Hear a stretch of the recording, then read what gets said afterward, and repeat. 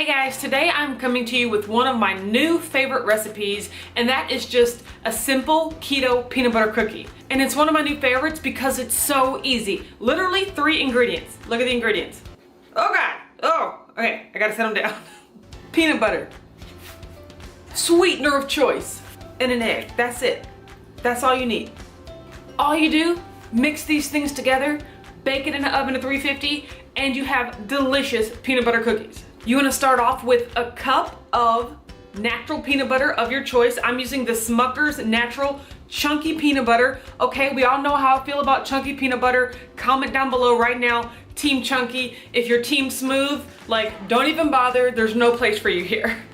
I'm just kidding, but come on. Chunky adds a delicious texture and crunch, and it's just delicious. So give it a good stir, 1 cup into a mixing bowl. Okay, next comes the sweetener. Now guys, you can use any sweetener you want. In this case, I'm gonna be using Pyure, and I'm gonna be using 3/4 of a cup, and I'm gonna put this granulated Pyure into a spice grinder and grind it into a powdered sweetener. So you can use 3/4 cup of powdered Swerve. You can use 3/4 cup of the granular Swerve and then just grind it up. If you put it in there just as the granular version, it will make your cookies grainy, but if you don't mind that, live your life. If you're just using plain erythritol, you can use a cup of erythritol, and even then you might want to add in some liquid stevia or monk fruit as well.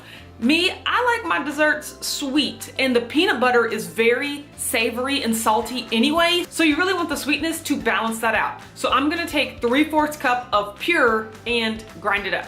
You guys, don't be afraid of the spice grinder. Like, I got this at Aldi for like $8. Like, just go to Walmart, go to somewhere, go to Amazon, and just get you a little spice grinder, and it is life-changing. Now, Pyure, y'all know y'all wrong for making the serving size 1/2 teaspoon. Like, now I gotta sit over here and try to figure out how many 1/2 teaspoons there are in 3/4 cups. Like, come on now, couldn't even been a whole teaspoon? 1/2 teaspoon?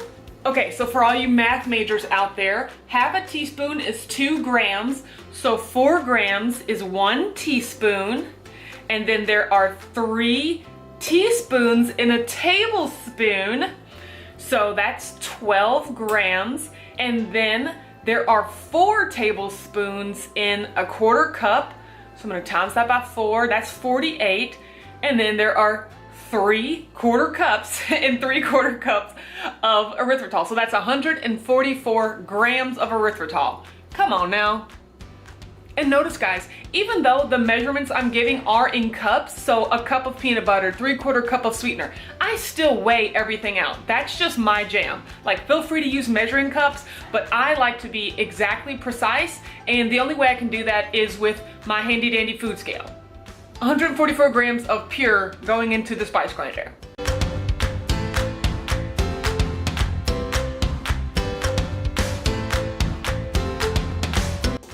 See guys, that simple. Granular to powdered in less than 30 seconds. Finally, we're just gonna crack 1 egg in there. All right guys, all we're doing now is mixing this all up until it's nice and incorporated. It should become like a delicious light brown peanut butter paste at this point. Scrape down those sides. Oh yeah, this is perfect. Make sure the egg is fully incorporated and there are no slimy parts. Now at this point in the process, it takes everything I have not to just eat this whole thing with a spoon. We actually have to make cookies out of them and put them in the oven. Okay guys, this is just a sheet pan lined with parchment paper. Depending on the size of cookie you like, you can make anywhere between 12 and 16 cookies with this. I like to opt for more cookies. They're smaller, but I get to eat more, which makes me feel like I'm having more cookies. So I'm gonna do probably 14 to 16. We'll just see how many it turns out with.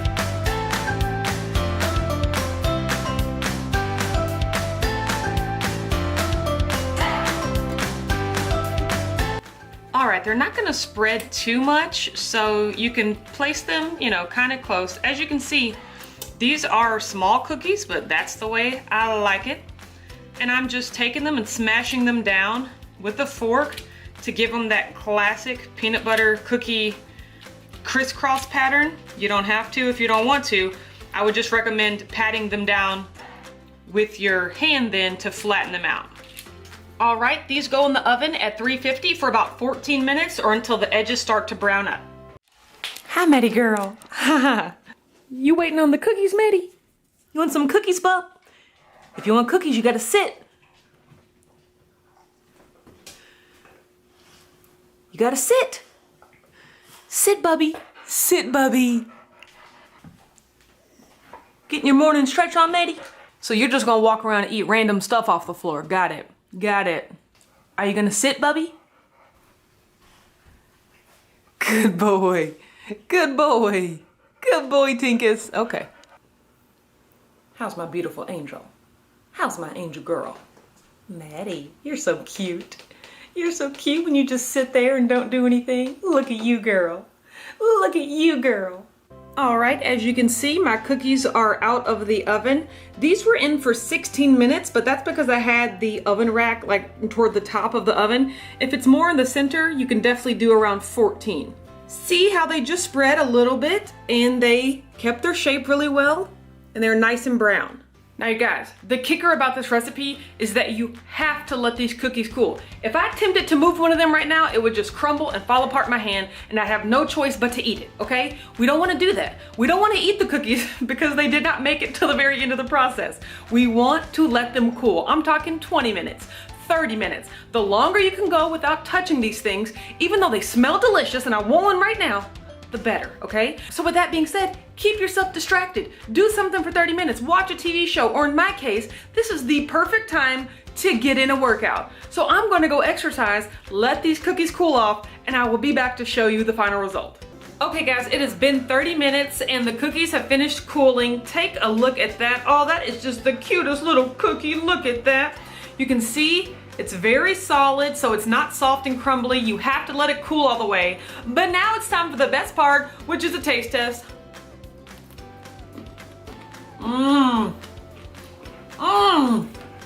Oh my gosh. The texture is like crunchy and crumbly, and it's so good. This is amazing. Okay guys, and that is it. 3 ingredients, 15 to 16 minutes with a bunch of cooling time. Let it cool. And you get this awesome keto cookie that is peanut buttery and delicious. The complete macro information will be included in this video, and the recipe and directions will be in the description box below. Okay, one more.